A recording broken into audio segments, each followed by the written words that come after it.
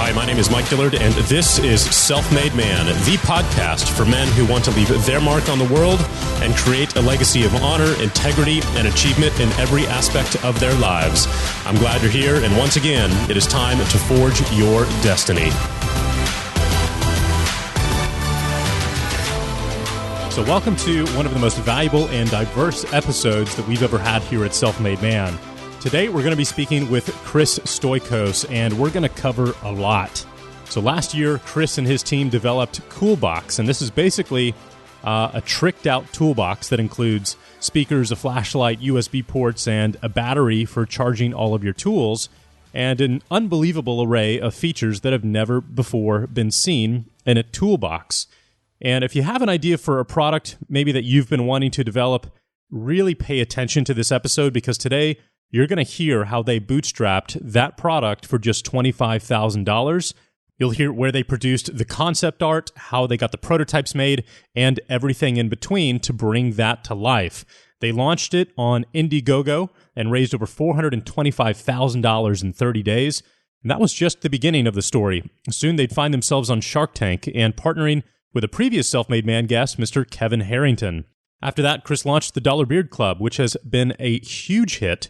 In the first 13 months, they've produced over $12 million in revenue, and today you're going to learn how they pulled that off, from sourcing the products to producing their incredibly viral launch video with Dan Bilzerian, the shopping cart that they've used, and everything in between. But neither of these ventures have been without peril. There have been plenty of landmines they've had to defuse, which have almost killed both businesses, and today you're going to hear about all of them so that you can avoid the same mistakes in your next venture. So when Chris and I recorded this interview, we were experiencing our 5th consecutive day of rain here in Austin.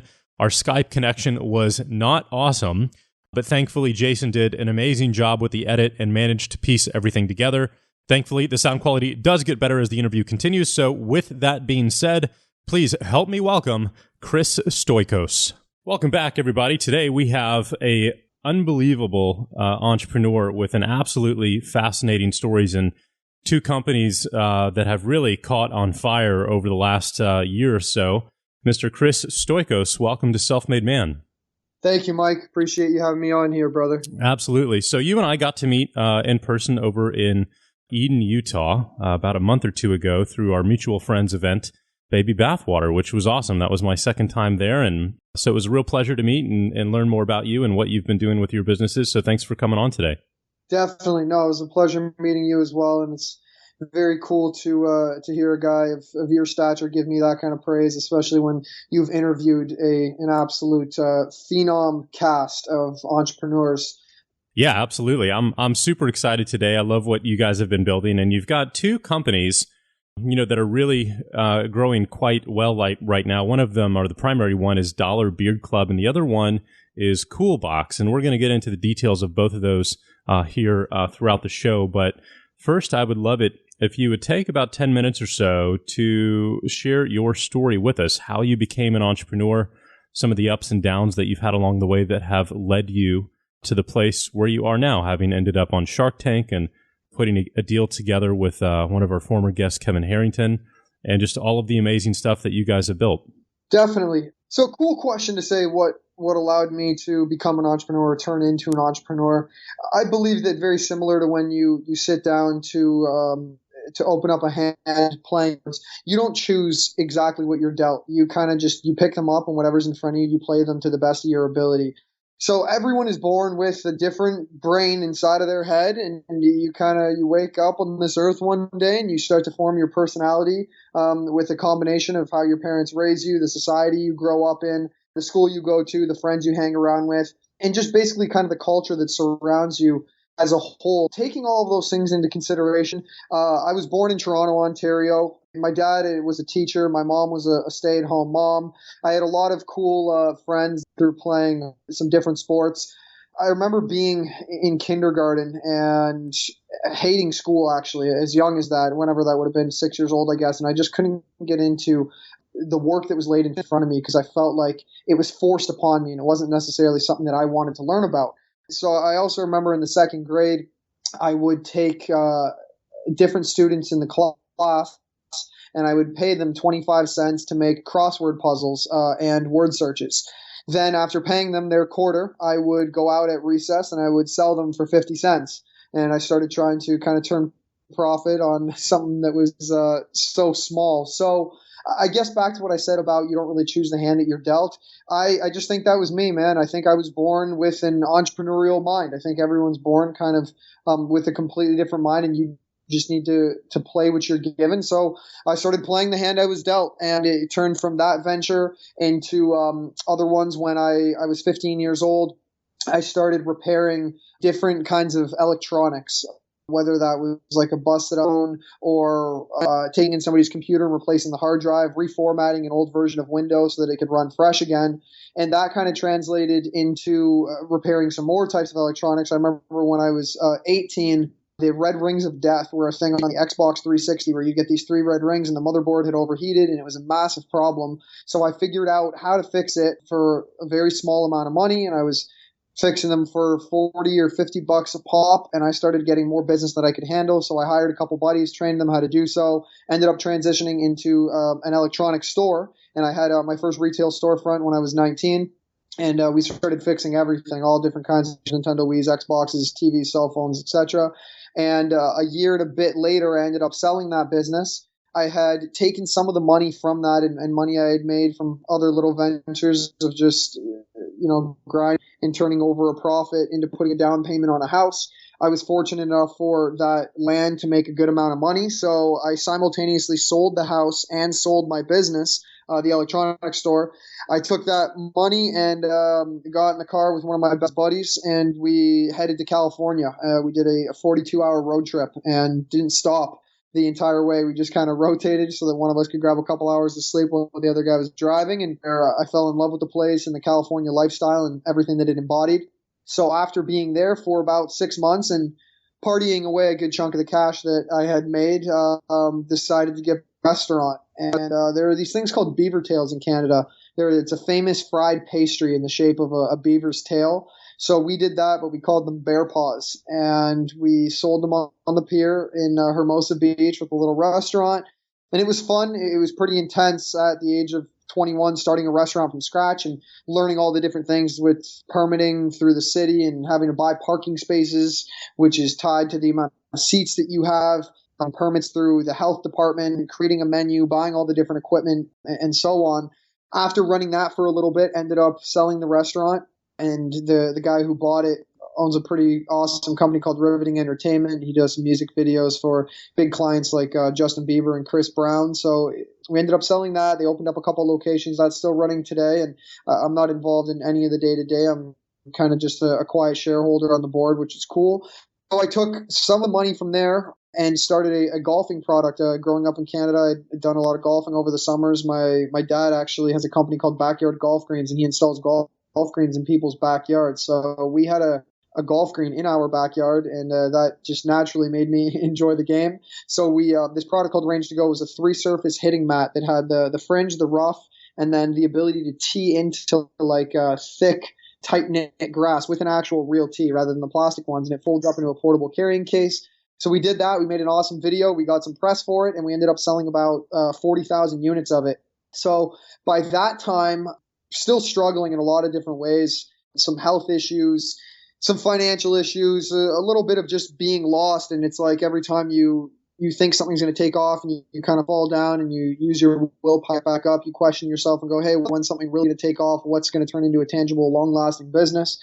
So at that point, I met a buddy named Brad Leong, and he was a phenomenal guy when it came to making video. And he had done video campaign called Tile, and Tile raised like $2.2 million in a crowdfunding campaign. And looking at that, I thought, wow, like this crowdfunding thing is quite the movement and starting to take off. So I had about a problem. My cell phone would just be in my pocket. I wouldn't feel it vibrate, or it'd be in the kitchen while I was in the living room and I'd miss a call or a text message.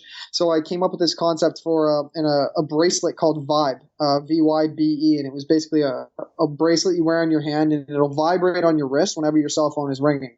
So that was my first dabble into the hardware world. And the somewhat backwards thing about crowdfunding is that you just need like an idea and a video to be able to pull in the money, and then you figure it out afterwards. And this was 4 years ago.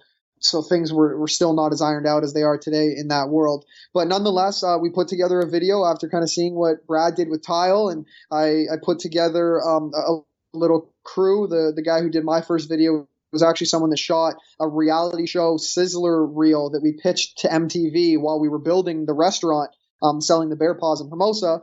So I knew he had video experience, and I just utilized the small network I had at the time, and we put together the video for Vibe, and we raised over $80,000. We pulled in the money, and I had officially dipped my toes into the hardware world, which to me is by far the hardest world to get into. Manufacturing a hardware product. So I have to tough as all hell. I have to stop you there because I'm laughing because I'm living that experience, and I have been for the last 2 years right now. So yeah, I wrote an email to my audience last week after heading out to San Jose to see my prototype in person for the first time. And I came back and I was inspired to write an email that says basically, hey, if you're in internet marketing or doing any kind of info type business, you have no idea how easy you have it. So that's one thing that I would love to dive into detail with you here. And do you think it would be best to start with Vibe, or should we dive into Coolbox, which is an infinitely more sophisticated product? Yeah, definitely. I think at the end of the day, the processes are the same in terms of what you needed to go through. And Vibe and Coolbox both had elements of hardware involving engineering and technology built into them. Whereas, you can get into other products that don't actually plug into the wall or take a battery, and I think those are a lot easier to manufacture. But Vibe and Coolbox had a lot of similarities. So I'll keep running through that really quickly, and that branches into Coolbox in a second. Yeah, perfect. So with Vibe, we took in the money and we went through a bunch of different headaches with paying engineers and trying to create the molds for the band. There were 3 parts to it. There was a capsule, a band, and then the actual board and whatnot on it. So that was an up and down roller coaster where we eventually shipped the product and fulfilled it to all the different backers. We had a bunch of pre-orders still in the queue that, fast forward a little bit, once Coolbox and Dollar Beard Club took off, we ended up just refunding all of the backers. And it's cool because in crowdfunding, you're technically not obligated to refund backers. It's one of the things in Indiegogos and Kickstarters terms of service, but morally, I think that's a big thing. And I think that being an entrepreneur, it's very important to keep a clean track record and to not think that you can just cut corners. So yeah, we paid back, we shipped over 2,000 Vibe units, and then we refunded the remainder of the backers and kind of folded up that business as the next hardware stunt took off, which was Coolbox. So I grew up and like I said, in Canada, did a lot of cool hardware, or I should say, Home Depot style projects, just building little things around the garage and whatnot. And every single time I was doing so, and especially in California, moved to a bunch of different houses. We tried out Santa Monica, Huntington, San Diego, Venice. And with all these different places, you move into a new home, and it's fun to just hang and bang and build things. So the Coolbox had, or I should say, without a Coolbox, you had to bring so many different things to actually work. You had to bring your flashlight, your extension cord, you want to listen to some speakers, something to charge your phone while you're doing so. You needed an actual toolbox to hold all your stuff. I always had like a whiteboard handy to be able to write my notes on. And seeing that all of these different parts had to be lugged around, and it was expensive to obviously buy all of these, I thought how cool it would be to be able to have all of them in one box. And thus spawned the idea for the Coolbox, smart toolbox. And it has all of these different features, from pass-through power, where you plug in an extension cord built into the toolbox, into the Coolbox that has 3 plugs on it, and you can plug in power tools and different things to it. It has a built-in rechargeable battery, which powers the removable LED light that just comes in handy. It has an amazing set of speakers on it, equivalent to the DeWalt boombox that's out there on the market. It has 2 ports to be able to charge an iPhone or an iPad. It has a clock on it. The inside of the lid has, that's dead space on every toolbox, but we put a whiteboard in there, a removable one, to be able to write your notes.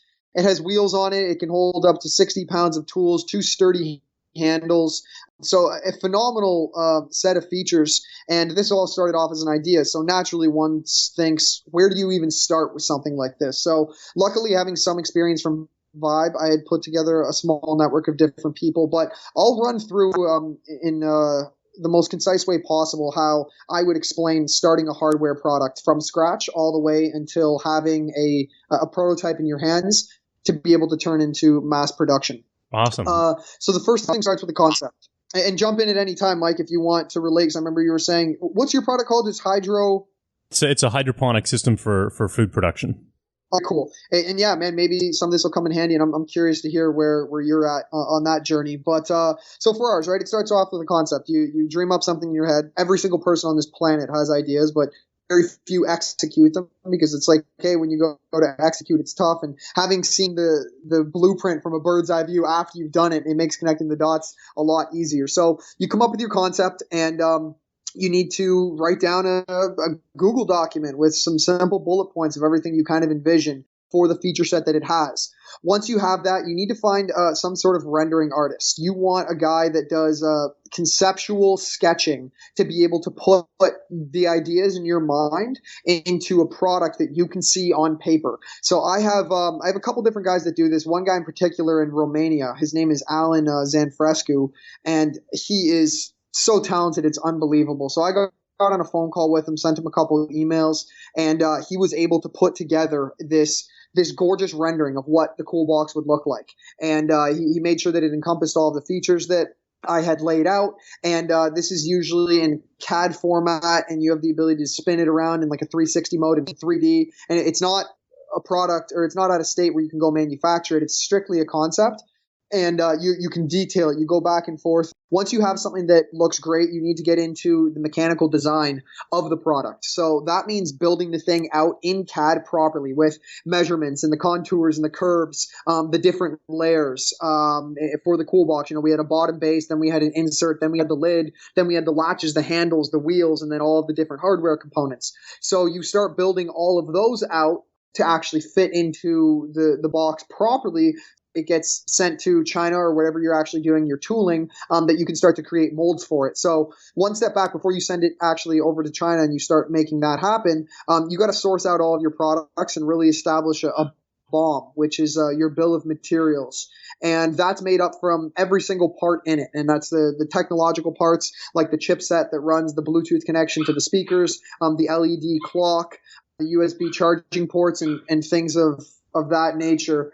And then obviously the non-technological parts, like the handles, the wheels, the lid, the whiteboard, and everything else that it comes to. And once you can come up with a price where it makes sense, you can source these parts from anywhere. Honestly, Alibaba is a great place to source Chinese parts, to be able to figure out all the different components in there. It's definitely helpful when you're working with a factory. And I keep bringing up China, but you can do it in the States. It's just often more expensive, and depending on where you're getting it manufactured and what your cost is, you have to kind of feel out what direction you want to head. But us having used China in it, we put together our list of bill of materials. We came up with a cost that made sense to us, and then we plugged that into the actual engineering CAD drawings of it. So we now had a sketch that we liked. We had it mechanically designed. We had the cost that we liked. So we were ready to move forward with building out the tools and going through the tooling process. I think there are about 6 different molds for the cool box. And the first one we created was non-functional, but it was tangible. And that's the one that you see in the cool box video that we did on the Indiegogo campaign. So it wasn't functional, but you can make it look like it is functional in the video. And 95% of crowdfunding campaigns do this. So once we had that, then we were able to get into some money, and we used that money to hire some engineers to build out a bunch of the technological components. And we were able to purpose Bluetooth 4.0, which is a chipset that already existed. We had to do some custom stuff for tying in the USB ports to that chipset. We had a custom battery built also in China to be able to recharge and run all the different parts. But once that was done, then we were able to create a functional form of the toolbox. So we had gone through the sketching, the mechanical design, sourcing out the bill of materials and all the different parts, and then putting them all into a cool box that worked. And that's a very cool feeling to be able to have one of those in your hand after you've put a dream in your head and executed it onto the earth, man, in the form of a tangible product you can hold in your hands. So we are now at a point with it where everything is complete. All of the tooling is done. We have a factory set up in China ready to roll with it.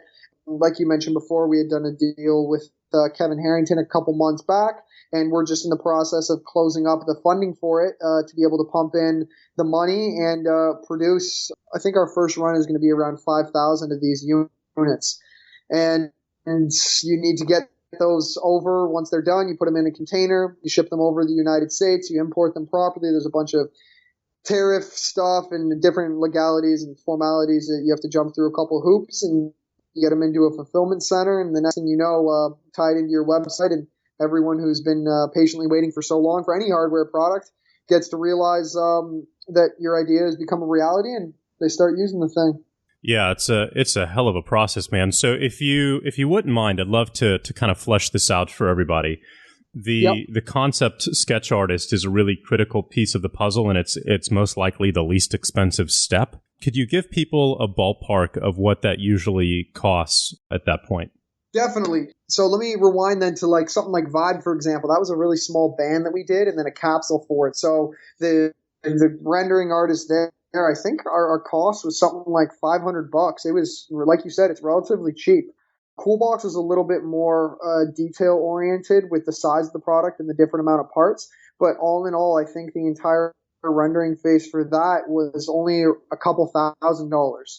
So yeah, relatively inexpensive, and you go back and forth. And to me, the concept and renderings and the sketching in the beginning is kind of like laying the architectural foundation. You're pouring the concrete, and this is what everything is going to be built off of. So you really want to spend a lot of time going through this step and making sure that it looks exactly how you want it to, so that if you are making changes down the road, they're going to be peripheral changes, and they're just kind of little doctorings to accessories and things like that, but not actually changing the main foundation of it.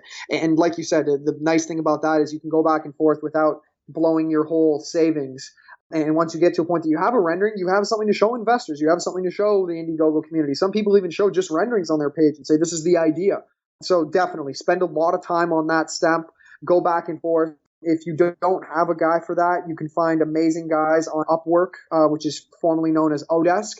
And you want to search different kinds of like hardware conceptual artists. And you just want to vet them out and go back and forth until you find one that can kind of align with your vision. Yeah, it's interesting. One of the biggest mistakes that I've learned the hard way here with my product is, that we came across some technical challenges here in kind of the later stages of development where we've already got, the first rounds of prototypes built and delivered. And then we got those and we're like, hey, we've got a big challenge here too, tech-wise, that we just didn't see. And here they are, we're 80% way through the manufacturing or design process, and we're looking at challenges that should have been discovered and fleshed out in the concept stage. So, very, very expensive to now go back and redesign the internals of this system, have a second round of prototypes built, which, for my system is, roughly 10 grand a piece, and 2 or 3 months to have mailed over from China, right? So big lesson learned there as far as making sure that the very beginning, the cheapest way to make an edit is on paper or on the computer, not in physical form. So one of the things that I found interesting is that you guys took the here's another question for you too. When you got the physical form done, the non-functional physical model, can you give people an idea on kind of the costs there? And I want to share this with people if you're willing to, just to give them an idea and proper expectations where like, hey, this is really cool. I have an idea, but what am I getting myself into type of thing? And so if you'd be willing to talk kind of ballpark on that, that'd be great. Yeah, for sure. No, man, I'll get right into it. Kind of off on a tangent, BuzzFeed just did a big coverage on our Dollar Beard Club numbers for our first year, and we had done like $12 million in 13 months, and no one like believed us that it was this big because everyone in Silicon Valley puts out their numbers, but no one actually shows it. So in full transparency, when BuzzFeed was at our office, we literally logged into our Stripe account and showed them every numbers. Not one that's scared to divulge costs and stuff. I think it's this weird taboo that society has laid where it's like, hey, don't ask anyone how much they make a year. Don't ask anyone how much their product product costs. And I don't believe in any of that shit, man. Yeah, I love being full and down to earth when it comes to all that. So I'm with you, man. With that being said, yeah, we had 2 prototypes for the first video. We had a red and black one, and then we had a green and yellow cool box. And we actually had a really good hookup with a buddy named Matt Garrens. He owns a factory in China. His company's called rpprototype.com.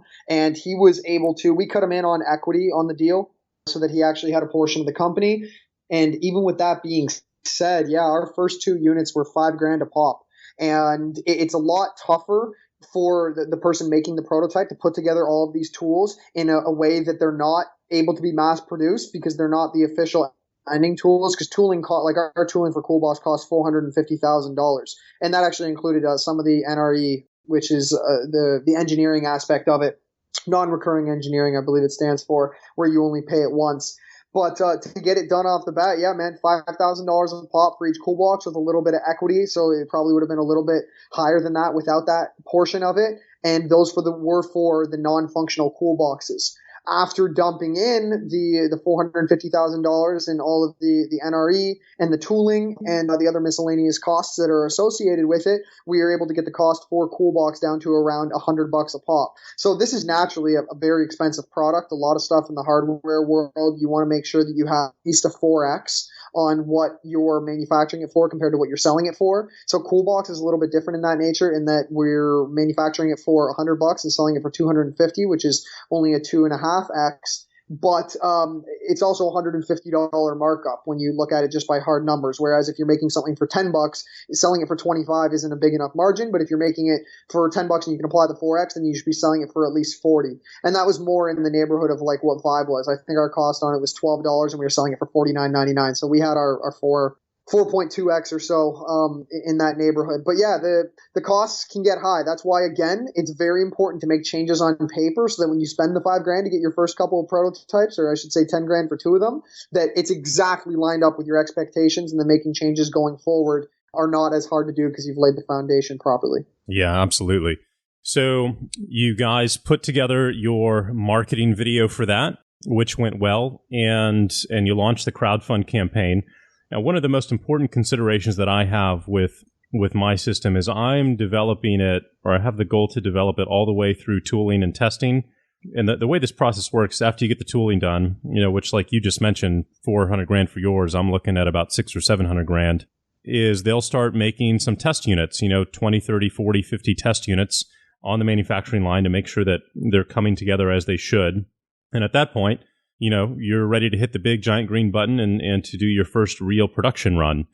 My goal for my product is to get it to that point in order to keep expectations in check, because even when you're at that point, it's going to take 4 to 6 months to deliver the product. By the time it comes back over to the United States, gets through distribution and packaging and all of that stuff, you're looking at about 4 to 6 months. So I think if you do it any sooner than that, then you run the risk of, looking at a delivery of at least a year out or more.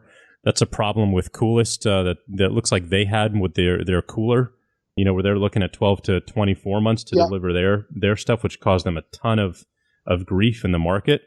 And ultimately, right, it's about keeping your customers happy, because that's going to set the foundation for a successful long-term business. So what are your thoughts on that process, setting proper expectations, and as you mentioned before, really protecting your reputation as an entrepreneur, because that, at the end of the day, is really what matters most here, now and with all of your future endeavors. Definitely, man. I think it's hard, and it's kind of contradictory to some of the core characteristics of an entrepreneur of shoot first, ask questions later, and you kind of just jump in and you make a mistake and then you correct it and you keep going forward, because I know that I'm like that at heart, and a lot of the entrepreneurs that I'm friends with are the same way. But hardware is a bit of a different animal in that sense, where you can't just make mistakes and then try and cover them up, especially when you've done a crowdfunding campaign. So those are also some mistakes that we've made. And if I could do it over again, I definitely would do it differently, because we constantly would promise, hey guys, we're ready to ship in 8 months from now. And then 8 months, the Toolbox has been running, I think, for February 2015 is when we did it. So it's just been over a year and a half. And, our first promise, I think, was, hey, we're expecting to start tooling in 4 months, and then we're expecting to ship within 8, and then 8 months went and we still weren't done. And another 6 months went by, and we're kind of where we're at now. So we just came clean to our backers in our latest update and gave them full transparency of where things are at and the problems we've run into. And we were not that we weren't truthful in our previous update. Not like it's lying by omission, but obviously you naturally want to protect your reputation, everything that's going on. And sometimes you hold back information as to where, the snags in the production line are. But we were very, very honest in our last update, and we told everyone exactly where we're at with numbers, what's holding us up, and we did it through a very thorough update, and the response we got was overwhelmingly positive, and everyone was very understanding. They just said thank you for letting us behind the scenes, and we actually made a personal guarantee that we are going to cover the cost out of our own pocket. And we put a hard date that we're going to deliver by, that if we can't, raise the money and make things work in different areas, that we would cover it out of our own. So I think that went a long way with them, and we stand behind that. Again, you're not obligated legally through Kickstarter, Indiegogo to fulfill units for backers, but that's big, man, especially reputation. So for sure, when it comes to setting expectations, there's nothing better than under-promising and over-delivering. You never want to over-promise and then under-deliver, because people just, you set an expectation in your mind. It's even like when you're negotiating a deal, the very first number that comes out of either guy's mouth sets a subconscious marker as to that's the number we're working from, and it can only get better from here. So there's nothing better than saying, hey, we're hoping to ship this thing within 2 years, and whether you ship it in 1 year and 364 days, like a day less than 2 years, or you ship it in 6 months, your backers are going to be ecstatic if you came in quicker than what you originally had promised. So sometimes it's tough to bite the bullet and just set those expectations realistically, but in the long run, it is a lot better, and everyone appreciates honesty more than I can possibly verbalize. Yeah, you just don't have a choice in this kind of pre-order / crowdfund business model. It's transparency is 100% required. So, yep. Have you had a mentor or a consultant when it comes to this manufacturing process that has kind of walked you through it, set expectations for you, or have you just been figuring this out by the seat of your pants? Figuring out by the seat of my pants, man. And now, having figured it out that way, going forward, if I was to start a hardware product tomorrow from scratch, I could kill the process and do it all perfectly and set a schedule from day one to go through the entire thing until we have our first prototype, and then our T1 and T2 models, and then having our actual manufacturing units ready to ship. So it's tough doing it by the seat of your pants and figuring it out as you go. But like anything, it's a learning process, man. Even if you're just learning guitar, you're reading off the screen and you're plucking away, and then before you know it, you're playing the thing with your eyes closed. So it was tough in a lot of ways. I think when you do keep grinding, you keep plucking, then people are going to want to help. You really need to utilize your network and try and put down like your 30 best contacts into an email list. And people love to help other people. I know personally, sometimes I have trouble doing my own work, but when an email comes in from somebody else who I'm close to and says, hey, Chris, I really need your help on this, I get fired up to help them. So people are just naturally giving in that sense, especially when you have a relationship with them. So being able to lean on the people you have can put you through to the right places rather than going to a place like Upwork or Odesk. If you don't have somebody to reach out to, someone in your network probably does. And then someone in your network probably knows somewhere in China. It's a matter of putting in the hours and the time for sending different emails and getting on phone calls and grinding it out to establish your blueprint. But the biggest part that probably helped us out was my COO, Silpesh Patel, who's now my COO for Dollar Beard Club, and still helping out tremendously on Toolbox. He had a connection in China for a factory, and he was the one able to put us in touch with them. And they were kind of one step on the ladder as we were climbing it. But now we have other factories in China that we know work well. And after we did the crowdfunding campaign, a ton of inbound interest came in from places in China. Hey, can we manufacture this for you? Even places domestically in the States. Guys, we have the ability to do toolboxes, and we can outsource the technological aspects. So again, lean on your network, and if you don't have a strong network, just keep grinding, man. Every day you got to get up, and it's about just being relentless and having the willpower to not give up and realize that eventually things will make sense if you put in the work. That's just one of the divine laws of the universe in my eyes, that luck is where opportunity meets preparation. So keeping that in your mind and applying it to your work ethic goes a long way. Yeah, I absolutely agree with that. So I think this is a perfect point to transition into Dollar Beard Club, which is really y'all's 500-pound gorilla right now. You alluded to the fact earlier that in your first 13 months, you guys have done around $12 million in revenue. And so take us, behind the scenes of that and why you guys decided to start it and what that process looks like. Because when I look at it, it's awesome. You've got a very simple product, a very simple business model. The time and effort and money required to set that business up is probably a fraction of what it was for the toolbox. Yet, here it is, this 8-figure company, 1 year in. Yeah, for sure.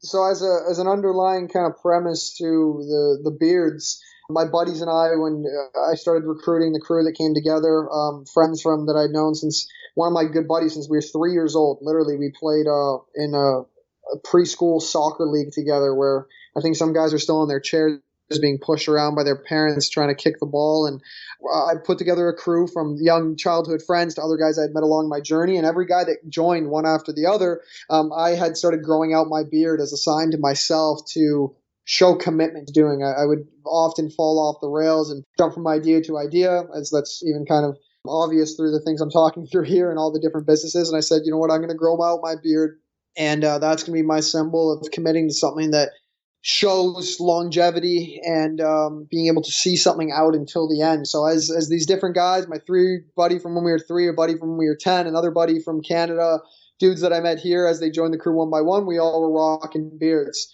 And we kind of started to call ourselves the Bearded Brothers, and this like bearded brotherhood that we had. And we all started using beard oil, and we couldn't believe two things about the beard oil. Number one, that it was like $20 for a half-ounce bottle, and number two, that there were a bunch of terrible chemicals in the ingredient list that made up the beard oils on the market.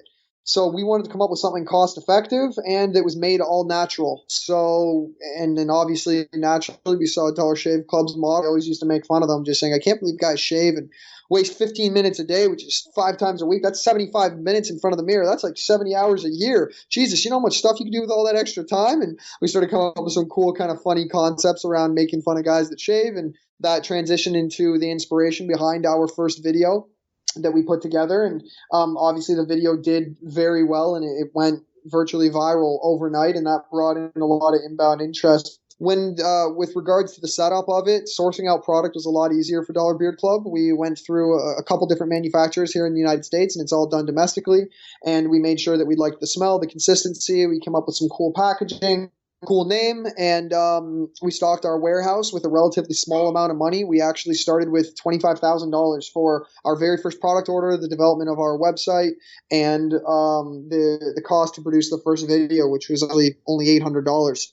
And I'll get into some cool video stuff later of how we've kind of cracked that code. Well, yeah, so I've got to ask you, on the video side, you just said it cost $800 to produce, but that has to be with, like, your video team has to be on the team, because that's an expensive video, expensive equipment. So how did that happen? Yeah, believe it or not, man, we shot the first video on a 5D Canon camera. I believe the cost for that thing, you can get a 5D with like the proper lens and stuff that we shot with for a couple grand. And we just happen to have one of those. So obviously that's why we're not putting that cost into the cost of the video. But yeah, we had two guys, one guy doing audio, one guy doing video. I was the main actor. All the other actors in it were buddies. We borrowed a buddy's warehouse to shoot it in. And the rest of the props were some food that we catered in, a couple bottles of shaving cream, some towels, and we had the limo as well. But you can shoot very low budget videos with a very high ROI, and we figured that out because we've shot everything from that $800 video to a $100 video. Our most recent one called Growing Wild for Dollar Beard Club, and that didn't do half as well as the first one for $800. So that's a very cool process that I think a lot of people, when you can tap their unconscious mind and you can realize that we think about on a daily basis that people don't necessarily talk about from day to day. Like, people need to eat every day. People need to drink every day. People need to go to the bathroom every day. People need to have sex. People need to play sports. People need to communicate with other people and have friends in society. And it's like all these kind of primal traits that are embedded us as humans. You don't exactly go around verbalizing all of those things every day. So it's not something that's exactly shareable from mouth to mouth. But when you can have a video, and that might sound kind of random for the way that I just phrased that, but there are a bunch of examples. When you can have a video that encompasses something like that, it makes it a lot more shareable. So just in our sense of Dollar Beard Club, guys who grow beards don't eat shaving cream for breakfast in the morning, and they don't talk about if they don't like people that shave. So when you put that in a video, that's a primal kind of characteristic of a guy that rocks a beard. That's something deep down that they think about, and a beard being so natural, something that comes out of your face. You have to do something to not have a beard. You don't have to do anything to have a beard.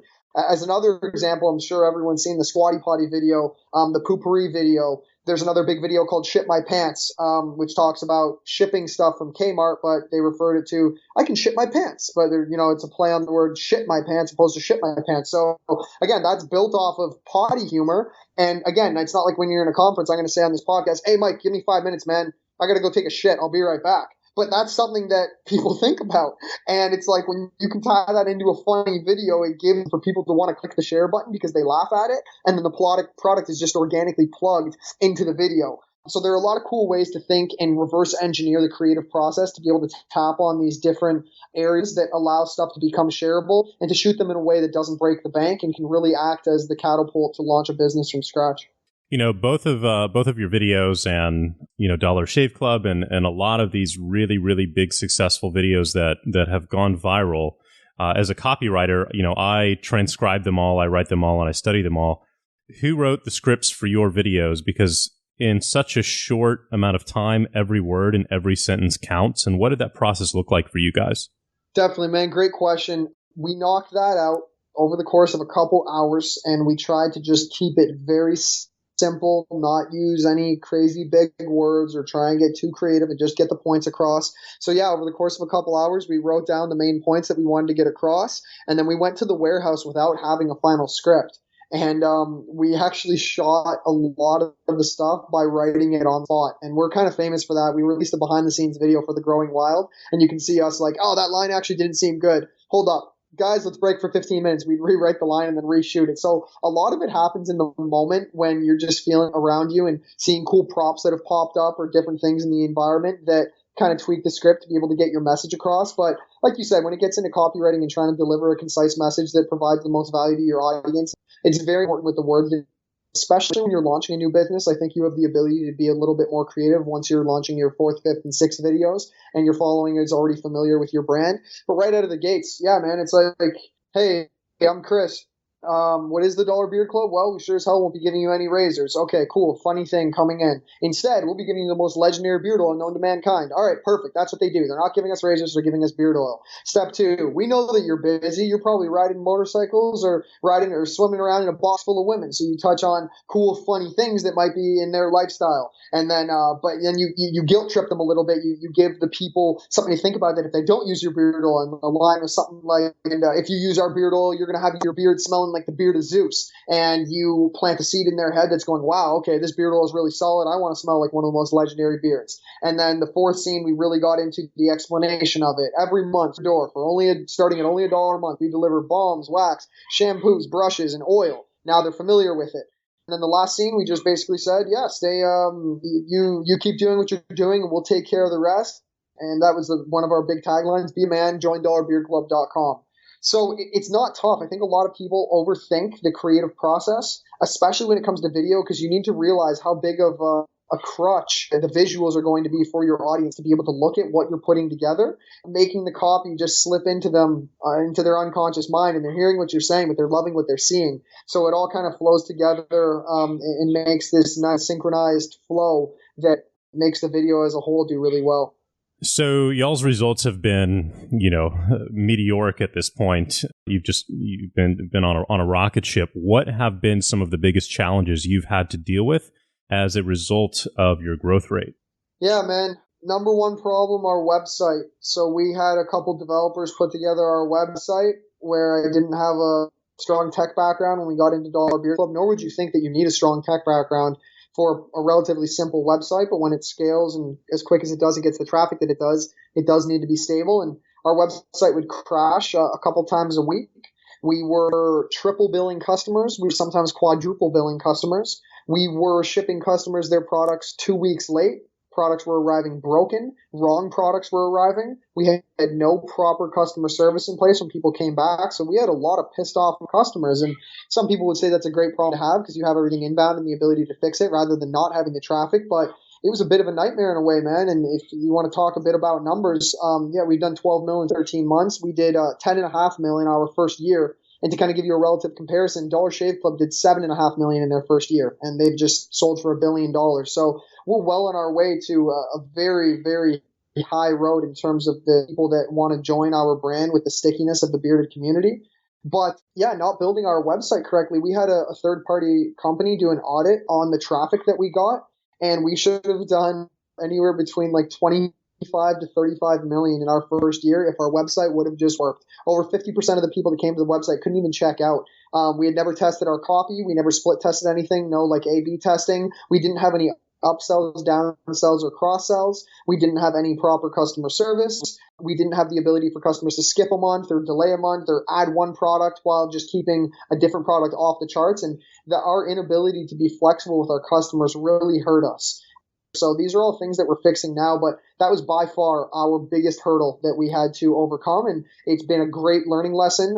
Even to this day, now 13 months in, we're getting ready to launch our new website next week, or I should say August 19th, actually 3 days, this Friday. Or I don't know when you're going to be airing the podcast, but Friday, August 19th, we'll finally have some different landing pages, some copy to test, a really solid customer service team. We're going to have some stuff going on the phones. And again, it's kind of like flying by the seat of your pants and learning as you go, but similar to the toolbox comparison of really making sure you build the base properly when it comes to the rendering. Make sure your website is done proper and make sure it can handle stuff. Don't use an amalgamation of different parts the way we did, pinning together sales.js and node.js and Angular and a MongoDB and all of these different parts to make this one part. Use something proven like a Magento or a Shopify or something out there that can still provide flexibility, and make sure you find developers that are willing to bleed for your business, because all of the marketing that we've done and the combined total of 100 million views through all of our videos across all of our platforms, we just left a lot of money on the table and pissed off a lot of customers. So I consider ourselves lucky in the sense that when a clean shaven guy passes a clean shaven guy in the street, they don't stop and say, "Hey, nice clean shave, brother." Whereas a bearded guy passes a bearded guy, and there's a head nod that takes place. There's this camaraderie. It's like an underlying brotherhood. So that's allowed people to stay really loyal to us, but not to take that for granted by any means. And we have a very cool campaign that we're going to be launching as a winning back our customers campaign, where we call out all of our own mistakes and we literally be men about it and say, "Guys, we are sorry. This is what we messed up on." And we list everything, and we give them a free month to come back and join.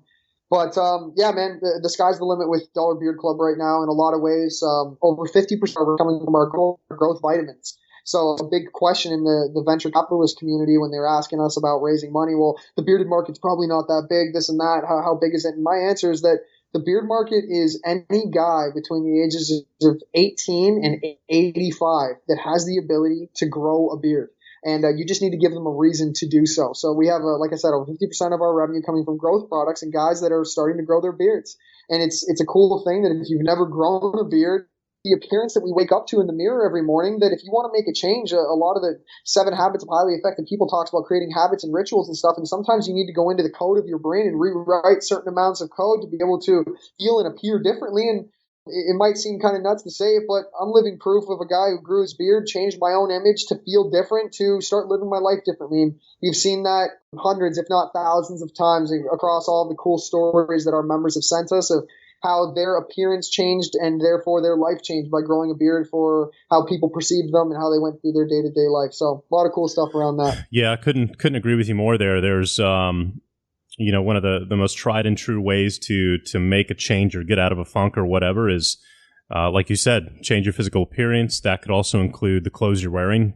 Go buy a nice pair of shoes and a nice shirt, get in the gym, change your hormone levels and how you feel about your body and yourself. And that's kind of the catalyst to change your brain and your brain chemistry. So that's awesome. And I think that's actually the perfect segue to talk about the last thing that I wanted to discuss with you on the call today, which is a project that you've recently started for entrepreneurs called Unconscious Content.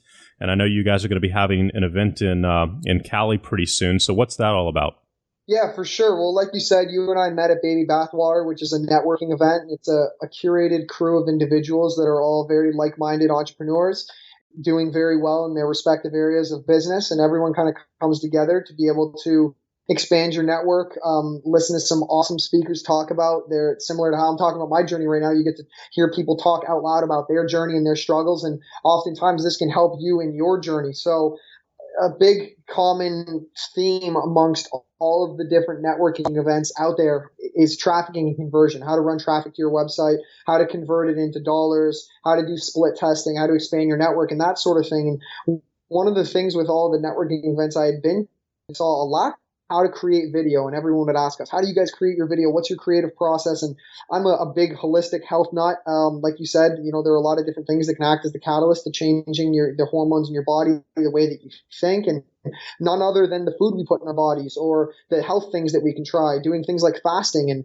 I believe that every person on this planet is born very creative. I believe that the way that we grow up in society itself makes us not creative. It's like all these different layers that stack up on our mind that just make us into such robots. Wake up, make your bed, brush your teeth, go to work, eat, go to the bathroom, go back to work, come home, watch a movie, hang out with family, go to sleep, do it all again. And we become literal algorithms. So in order to change that, one of the biggest things that I do is fasting. And it's like when you put nothing in your body can just go down to its core roots, and your brain really fires off crazy cool ideas, and you become the creative individual that sits at your core. So hence the name Unconscious Content. I believe that a lot of the things that we do, actually I believe that everything we do is driven by our unconscious and things that we've either picked up in our childhood or from an important line that a mentor or somebody has said to us along the way.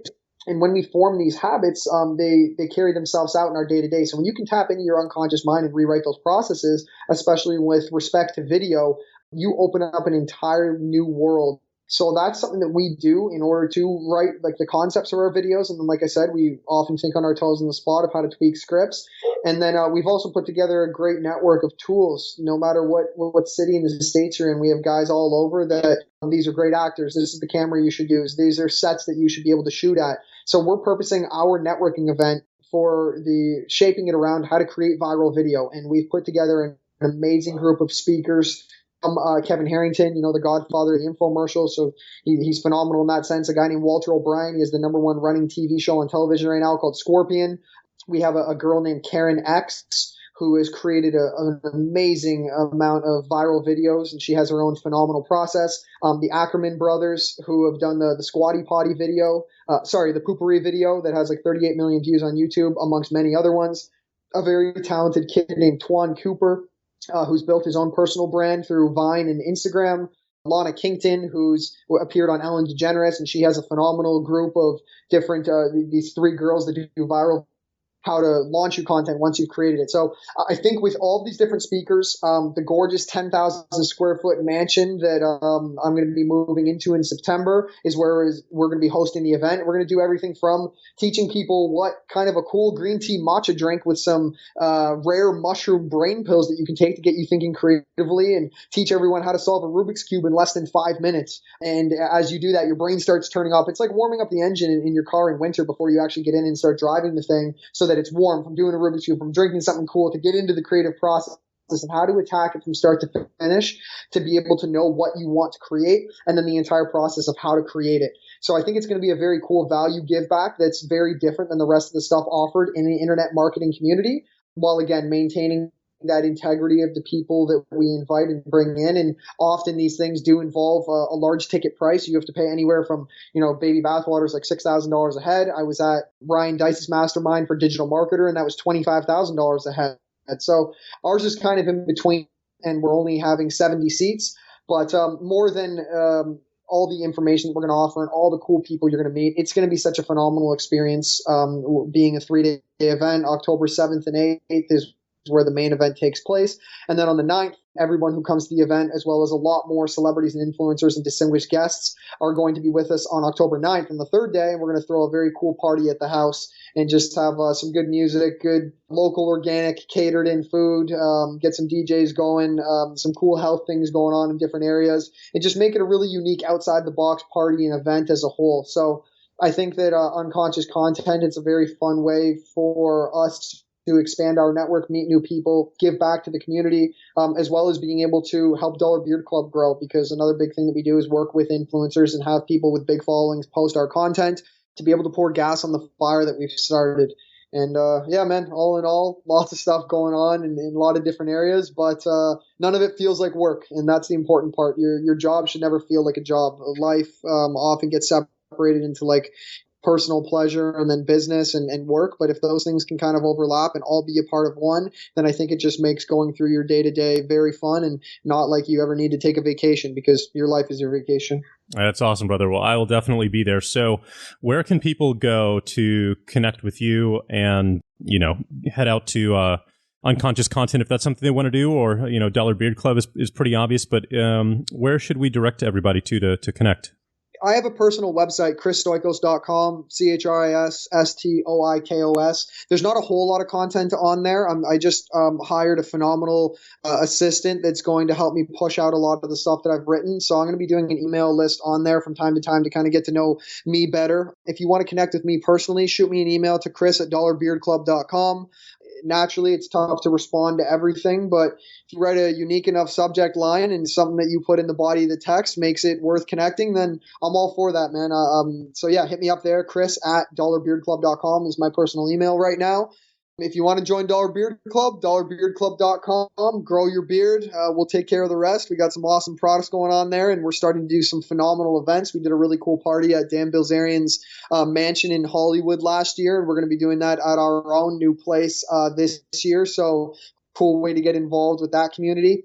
And then for Unconscious Content, if you're interested in attending the event, we have an application process that we go through that even somebody that just has $10,000 and says, hey, I want to come to this event, we didn't want it that easy. We wanted to make sure we got to know the person a little bit first. So if you feel like applying, jump on to unconsciouscontent.com, and there's a button that says event details, and then you can apply there. So once you apply, we'll get back to you within a couple days on a call and see if you're a fit with where you and your business is at and if our videos can help you. So yeah, chrisstoikos.com, my personal website, chris@dollarbeardclub.com is my personal email, and then unconsciouscontent.com is where you can check out the details for the event that we're going to be throwing. Awesome, brother. Well, this has just been an absolute flood of amazing information and experiences shared and lessons learned. So thank you so much for jumping on the show with us today and sharing all of this with us, and for putting on the event. I'm definitely planning on attending, so hopefully we'll see some listeners out there as well. And man, Chris, thank you so much for all that you do, brother. Definitely. Thank you very much for having me on your mic. I really enjoyed it, and I look forward to chatting again soon. Awesome. Well, thank you so much. And guys, we will see you next week. Take care.